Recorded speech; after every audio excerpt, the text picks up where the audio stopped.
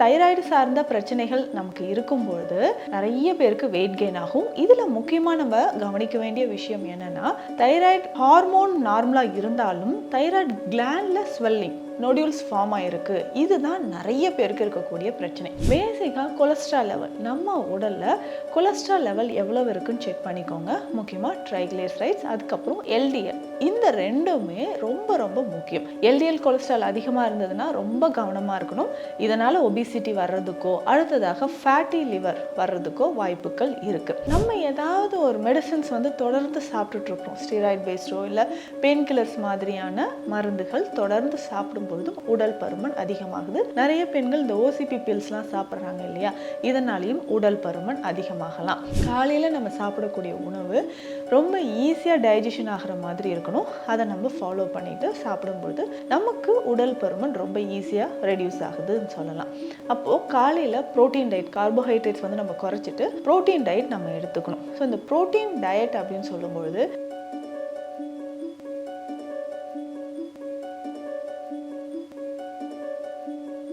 Health cafe Tamil நேயர்களுக்கு வணக்கம். நான் டாக்டர் நித்யா, சித்தா ஃபிசிஷியன். உடல் பருமன், ஒபிசிட்டி, ஸோ இந்த ப்ராப்ளம் நிறைய பேருக்கு இருக்கும். என்னெல்லாம் பண்ணால் நமக்கு வெயிட் லாஸ் ஆகுது அப்படின்ற ஒரு தேடல் எல்லாருக்குமே இருக்கும். பொதுவாக சொல்லணும்னா சில விஷயங்களால் நமக்கு வெயிட் கெயின் ஆகும். கரெக்டாக அந்தந்த விஷயங்களுக்கு ஏற்ற மாதிரி எதனால் நமக்கு வெயிட் கெயின் ஆச்சோ அதற்கு ஏற்ற மாதிரியான உணவு முறைகள், சில மூலிகைகள், நம்ம வீட்டில் இருக்கக்கூடிய சிம்பிளான மூலிகைகளை வச்சே நம்ம வெயிட் லாஸ் பண்ண முடியும். இப்போ எக்ஸாம்பிளுக்கு பார்த்தோம்னா நிறைய பேருக்கு இதனால தாங்க வெயிட் கெயின் ஆகுது அப்படின்னு சொன்னால் ஹார்மோன் இம்பேலன்ஸ், அதில் முக்கியமாக தைராய்டு இஷ்யூஸ். இப்போ தைராய்டு சார்ந்த பிரச்சனைகள் நமக்கு இருக்கும்பொழுது நிறைய பேருக்கு வெயிட் கெயின் ஆகும். இதில் முக்கியமாக நம்ம கவனிக்க வேண்டிய விஷயம் என்னன்னா, தைராய்டு ஹார்மோன் நார்மலாக இருந்தாலும் தைராய்டு கிளாண்ட்ல ஸ்வெல்லிங் நொடியூல்ஸ் ஃபார்ம் ஆயிருக்கு. இதுதான் நிறைய பேருக்கு இருக்கக்கூடிய பிரச்சனை. அதாவது கழுத்து பகுதியில் நார்மலாக இருக்கக்கூடிய தைராய்டு கிளாண்ட் கொஞ்சம் வீங்கி இருக்கும். இதில் ரெண்டு கேட்டகரி சொல்லலாம். தைராய்டு ஹார்மோன்ஸ் நார்மலாக இருக்கக்கூடிய ஒரு சிலருக்கு நார்மலாக இருக்கும்,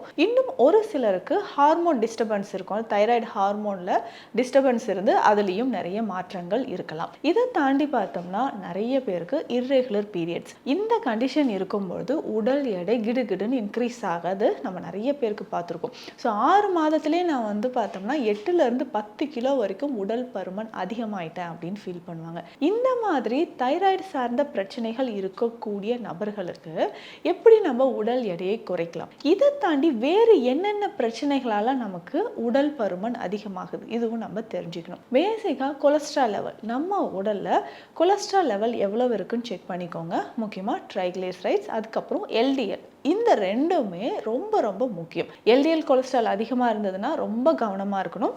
இதனால் ஒபிசிட்டி வர்றதுக்கோ அடுத்ததாக ஃபேட்டி லிவர் வர்றதுக்கோ வாய்ப்புகள் இருக்குது. இதை தாண்டி பார்த்தோம்னா இதயத்தில் இருக்கக்கூடிய இதய தசைகளுக்கும் சரி ஆர்ட்ரிஸ்க்கும் சரி நமக்கு கொழுப்பு படிமு ஏற்பட்டு நமக்கு பாதிப்புகளை உண்டாக்கலாம். ஸோ இந்த மாதிரி நமக்கு ப்ராப்ளம்ஸ் இருக்கும்பொழுது எப்படிங்க உடல் எடையை குறைக்கலாம்? ரொம்ப சிம்பிளாக நம்ம சாப்பிடக்கூடிய உணவு முறையில் அதிக கவனம் செலுத்தணும். இதுக்கு முன்னாடி நம்ம இந்த விஷயங்கள்லாம் பண்ணிட்டு இருக்கோமான்னு செக் பண்ணிக்கோங்க. ஃபர்ஸ்ட் விஷயம், இரவு நேரத்தில் அதிகமாக கண் விழித்து இருக்கிறது, சரியான உறக்கம் இல்லாத போது உடல் பருமன் அதிகமாகிட்டே போகுதுன்னு சொல்லலாம். அதுக்கப்புறம் நம்ம ஏதாவது ஒரு மெடிசன்ஸ் தொடர்ந்து சாப்பிட்டுட்டு இருக்கிறோம், ஸ்டீராய்டு பேஸ்டோ இல்லை பெயின் கில்லர்ஸ் மாதிரியான மருந்துகள் தொடர்ந்து சாப்பிடும் பொழுதும் உடல் பருமன் அதிகமாகுது. நிறைய பெண்கள் இந்த ஓசிபி பில்ஸ்லாம் சாப்பிட்றாங்க இல்லையா, இதனாலையும் உடல் பருமன் அதிகமாகலாம். அதுக்கப்புறம் நேரம் கடந்து நம்ம சாப்பிட்றது, ஏன்னா முக்கியமாக நிறைய பெண்கள் இந்த விஷயத்தை பண்ணுறாங்க. ஸோ காலை உணவோ மதிய உணவோ இரவு உணவோ ரொம்ப நேரம் கடந்து சாப்பிடும் பொழுதும் என்ன ஆகும்னா நம்ம பாடியில் மெட்டபாலிசம் எல்லாமே மாற்றப்பட்டு உடல் பருமன் அதிகமாகிறத நம்ம பார்க்குறோம்.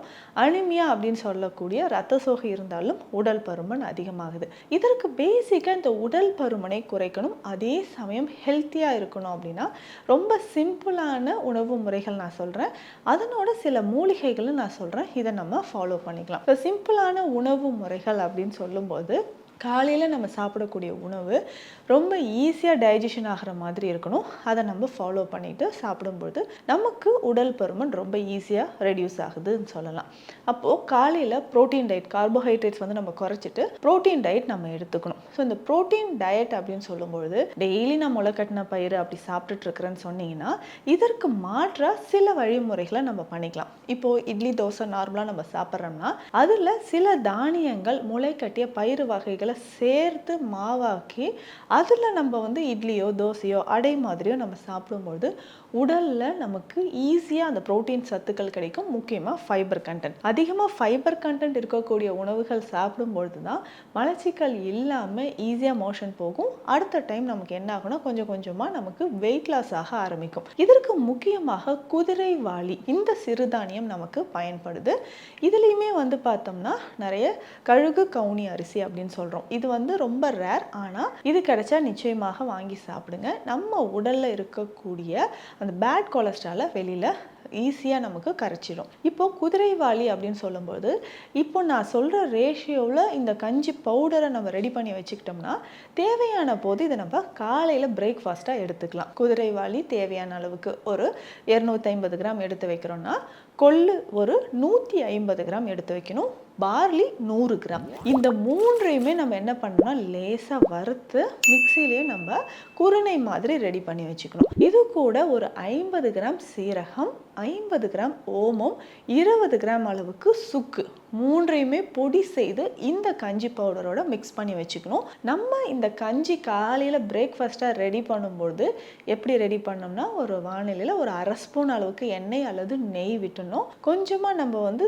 தாளிதம் பண்ணுற மாதிரி கடுகோ சின்ன வெங்காயம் பூண்டு இது எல்லாமே சேர்த்து அதுக்கப்புறம் நம்ம தண்ணீர் விட்டு இந்த கஞ்சி பொடியும் தேவையான அளவுக்கு 2 ஸ்பூனோ 3 ஸ்பூனோ நம்ம கலந்துக்கலாம். இந்த கஞ்சி மாதிரி ரெடி பண்ணி தினமும் காலையில் நம்ம பிரேக்ஃபாஸ்ட்டுக்காக எடுத்துகிட்டு வரும்பொழுது இது வந்து லோ கேலரிஸ், அதுக்கப்புறம் ரிச் ஃபைபர் கண்டென்ட், அதே மாதிரி ரிச் ப்ரோட்டீன், கால்சியம். ஸோ இது வந்து எல்லா சத்துக்களும் நிறைந்திருக்கக்கூடிய ஒரு உணவு அப்படின்னு சொல்லலாம். வெயிட் லாஸ் பண்ணுறதுக்கு ரொம்ப ரொம்ப ஹெல்ப்ஃபுல்லாக இருக்கும்.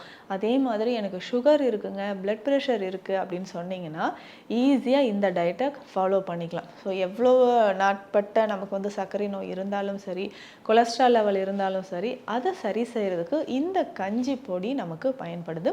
ஸோ இந்த குதிரைவாலியை பயன்படுத்தி செய்யக்கூடிய இந்த கஞ்சியை டெய்லி காலையில் குடிக்கலாம். அதே மாதிரி இதனோட சேர்த்து நம்ம வேறு ஏதாவது சாப்பிடலாமா? இல்லைங்க, இது சாப்பிட்டா எனக்கு வந்து ஒரு 2 மணி நேரத்தில் நமக்கு என்ன ஆகுதுன்னா திரும்பவும் பசி எடுக்குதுன்னு ஃபீல் பண்ணிக்கினா இதற்கு அடுத்தது கொஞ்சமாக நம்ம வந்து ஃப்ரூட் சாலட் எடுத்துக்கலாம், இல்லைனா வெஜிடபிள் சாலட் எடுத்துக்கலாம். எப்போவுமே வெயிட் லாஸ் பண்ணும்பொழுது நம்ம ஜூஸஸாக எடுக்கிறத விட ஒரு பழத்தை அப்படியே கடிச்சு ராவாக கடிச்சு நம்ம சாப்பிடும்பொழுது அதில் இருக்கக்கூடிய ஃபைபர் கண்டென்ட் முழுவதுமாக நமக்கு கிடைக்குதுன்னு சொல்லலாம். இந்த மாதிரி ஃபைபர் முழுவதுமாக நமக்கு கிடைக்கும்பொழுது உடல் எடை நமக்கு குறைய ஆரம்பிக்கும்.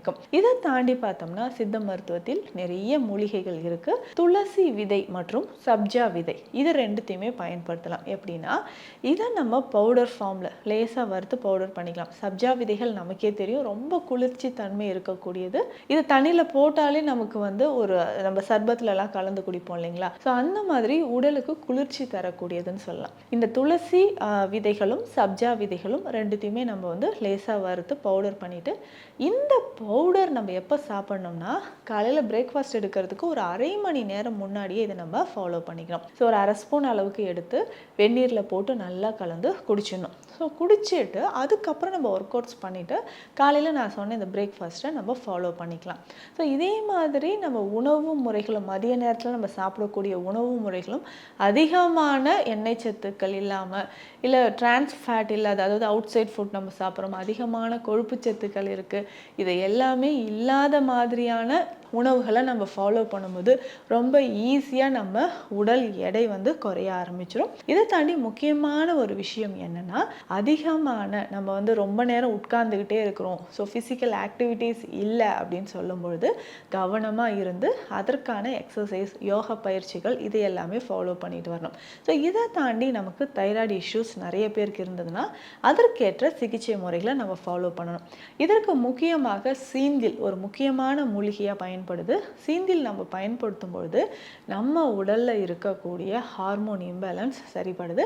அதே மாதிரி சித்த மருத்துவத்தில் குமரி கஷாயம், குமரி லேகியம் இந்த மாதிரியான மருந்துகள் இருக்குது. ஸோ இதை நம்ம தொடர்ந்து ஃபாலோ பண்ணும்போது நம்ம ரத்தத்தில் இருக்கக்கூடிய கழிவுகள் கொஞ்சம் கொஞ்சமாக வெளியேறும். முக்கியமாக பெண்களுக்கு அதிகமான உடல் பருமன் இருந்தால் குமரி கஷாயம் பயன்படுத்தலாம். ஸோ காலை மாலை 2 வேளையும் இந்த கஷாயத்தை நம்ம பயன்படுத்தும் பொழுது நம்ம உடலில் இருக்கக்கூடிய தேவையற்ற கொலஸ்ட்ரால் நமக்கு வெளியேற ஆரம்பிக்கும். ஸோ கொஞ்சம் கொஞ்சமாக இதை தாண்டி ஒபிசிட்டி இருக்கக்கூடிய நிறைய நபர்களுக்கு மூட்டு வலியும் இருக்கும். ஸோ மூட்டுக்கள் அதிகமான வலி, குதிகால் வலி இருந்தால் அதற்கேற்ற சிகிச்சைகள் எடுக்கலாம்.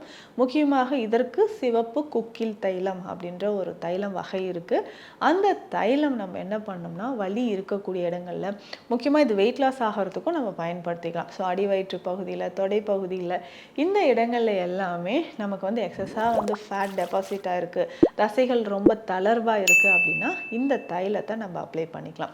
ஸோ தைலத்தை அப்ளை பண்ணிவிட்டு கொஞ்சம் ஹாட் வாட்டர் வச்சு, அதாவது வெந்நீர் வச்சு நம்ம ஒட்டடம் கொடுக்கும் பொழுது நம்ம உடலில் இருக்கக்கூடிய தேவையற்ற கொழுப்புகள் கரைந்து வெளியேறும். இந்த பதிவில் உடல் பருமன் எப்படி நேச்சுரலாக நம்ம குறைக்கலாம், என்னென்ன சித்த மருத்துவ முறைகள் இருக்குது அப்படின்றத பார்த்தோம்.